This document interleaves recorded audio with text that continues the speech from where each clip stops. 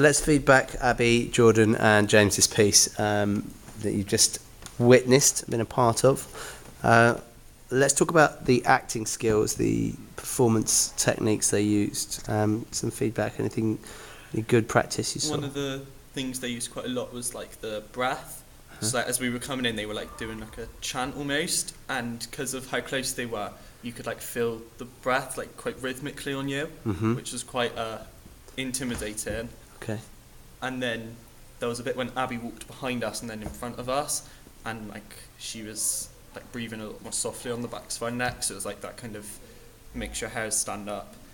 And then right at the end, James was like, well, his forehead was on my forehead, so he was like properly invading my personal space, and like I could just feel his breath and like smell everything, and that was quite. Sorry, I had to.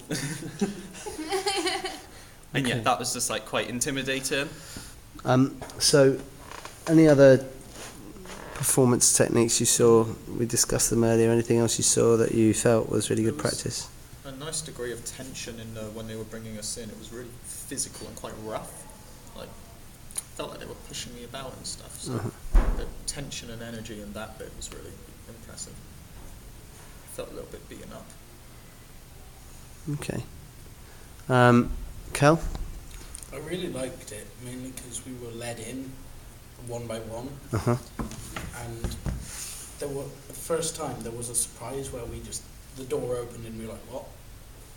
Which started getting our brains running and thinking what they would do. And we could actually see Mike through the door hole, so like, what are they doing? We could only see Mike, so we couldn't see what they were doing. So we just saw his like confused reactions, and then him starting to do this movement piece, and then that carried on all the way through.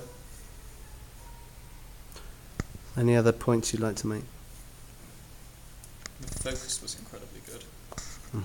And the continual repetition of that movement, like when Abby was doing her bit, Jordan and James were stood over there in the green light repeating it. So that use of repetition coming through.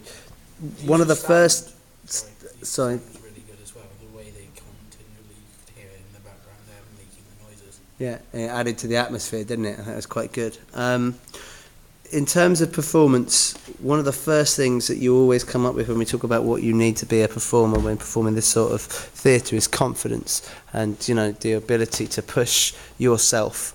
Was there any evidence of that for you in this piece, where anybody pushed themselves or you felt was quite brave in their performance?